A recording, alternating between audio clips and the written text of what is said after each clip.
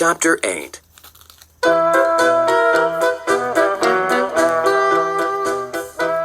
And so the next morning, right after breakfast, my dad, my grandma Leah, my great-grandpa Maurice, and I all got into a cab and went to the Morton F. Acropolis Savings and Loan Association of Chicago.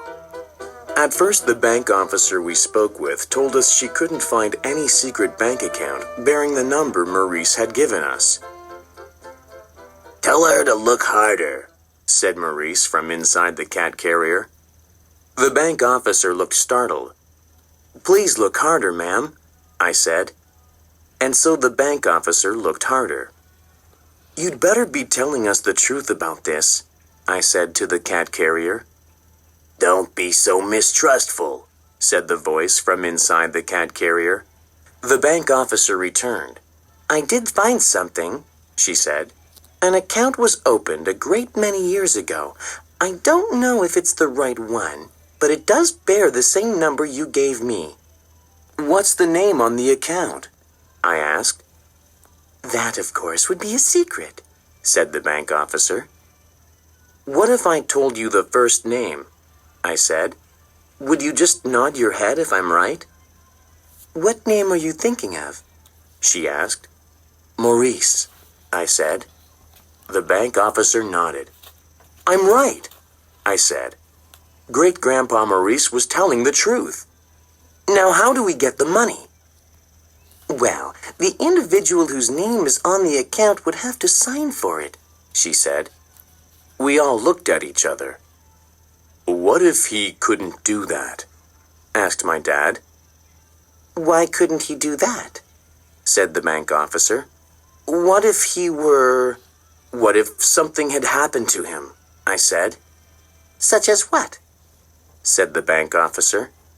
"Such as, I don't know, such as he turned into a cat," I said. "Such as he died," said my dad quickly. "Well, if the account holder is deceased," said the bank officer, "then the money would go into probate. Probate is a very long, very complicated legal process. It takes years to sort out." "What does deceased mean?" I whispered. "Dead," said the voice inside the cat carrier. "What if he turned into a cat?" I asked. "Excuse me?" said the bank officer. My dad looked at me and shook his head. "Do you believe in reincarnation?" I asked the bank officer. "No," she said. We all looked at each other. We didn't have any idea what to do next. "Hey," said the voice in the cat carrier. "Can I talk to her?" "Is there somebody inside that animal carrier?" asked the bank officer, alarmed. "Hey, let me out of here," said the voice. I looked at my dad. He shrugged. I opened the cat carrier. Great-grandpa Maurice hopped out onto the counter. I'm afraid pets aren't allowed inside the bank," said the bank officer. "The regulations specifically forbid—" "Oh, pipe down a minute, sis," said Great-grandpa Maurice, "and maybe we can clear this up." The bank officer looked like she might faint. "This," I said, "is my great-grandfather, Maurice.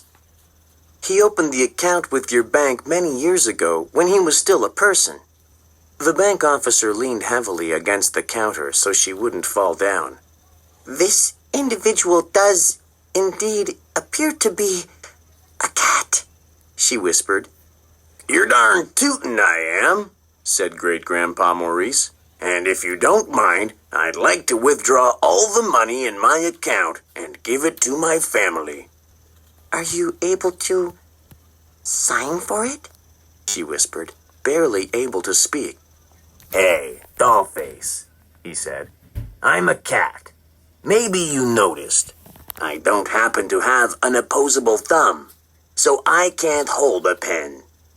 "If you're unable to sign," she whispered, "we would be unable to give you the money." "Why the heck not?" he asked. "It would not be consistent with company policy," she whispered, her eyes now squeezed shut. Then how's about changing company policy? He said. From now on, anytime somebody gets reincarnated as a cat and comes in to get his money, all he has to do is ask for it. What do you say? The bank officer took a deep breath. I just don't know if we can do that, she said. Okay then, get me Morty, said Great-Grandpa Maurice. Who's Morty? Asked the bank officer. Who's Morty? Repeated Great-Grandpa Maurice. You mean to say you don't know Morton F. Acropolis, the founder of the bank? And with that, the cat leapt off the counter and hot-footed it down the hall. Now, just a minute there, the bank officer called after him. I can't let you... Great-Grandpa Maurice stopped in front of a fancy door. It said Morton F. Acropolis on the front. Hey, Morty, yelled Great-Grandpa Maurice. You in there? Maurice, called a surprised voice from inside the office. Maurice, is that you? The cat pushed the founder's door open with his nose and walked inside. My dad, Grandma Leah, and I followed close behind. The bank officer came right after us. Behind a long desk that looked like some kind of antique sat the oldest man I had ever seen. He was also one of the shortest. I doubt if he was a lot taller than me, and he had on a pair of glasses with amazingly thick lenses. Hey, Morty, great to see you, said the cat. Maurice, you old dog, is that you? Cried Mr. Acropolis. He squinted through his glasses and peered over the top of his desk.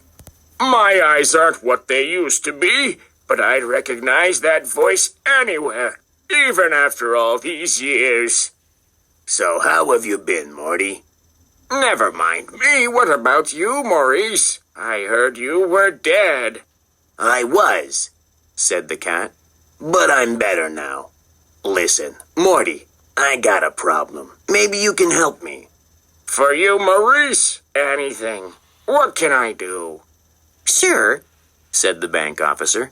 Do you realize you're talking to a Quiet, Lola, snapped the old man. I haven't seen this man in ages. But he's not a man, sir, said the bank officer. He's a Quiet, shouted Mr. Acropolis. Go ahead, Maurice. What can I do for you? It's the money I made on the hot dog sweater, Morty. I'd like to withdraw it from my account. But this young lady here tells me I can't. Poppycock! Roared Mr. Acropolis. I invested in that hot dog sweater myself. Smartest move I ever made. Give the man his money, Lola. But, Mr. Acropolis, he's unable to sign for it. Why's that? He can't hold a pen in his paws, she said. Well, I can't hold a pen in my paws either, said Mr. Acropolis. A man gets to be our age, dear. There are certain things he can't do by himself any longer. Help him, for the love of Pete. Yes, sir, said the bank officer. And so we all walked out of Mr. Acropolis's office. Then, with shaking hands, the bank officer put a pen between the cat's paws and helped him sign his name. Then she wrote out a check and handed it to us. My dad looked at the amount and whistled. Maurice, I thought you said there was $30,000 in this account, he said. How much is in there? Asked Maurice. Closer to 90, said my dad. $90,000? Asked Grandma Leah. It was the first thing she'd said since we'd arrived at the bank. Well, that's after more than 30 years of interest, said my dad. And you really want us to have this? I asked. On one condition, said Maurice. What's that?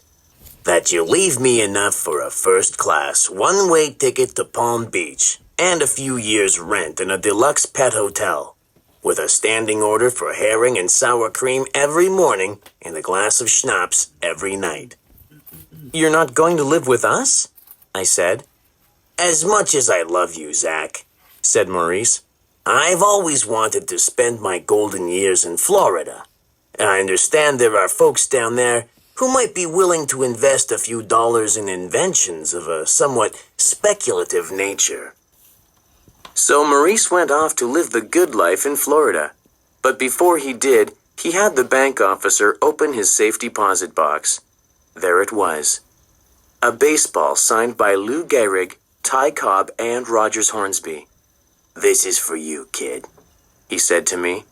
"I was going to keep it, but hey, what the heck does an old pussycat need with an old baseball anyway?" Even though Great-Grandpa Maurice was kind of pushy, I was really sad to see him go. "Hey, Zack," he said. "Cheer up. Now you can go back to the animal shelter and get that little tuxedo kitten you were looking at." "But you said he has fleas and worms and never learned how to use a litter box," I replied. "Maybe so," he said. "But there's one thing about him that might make you overlook all that." "What?" "In a former life, he was Babe Ruth."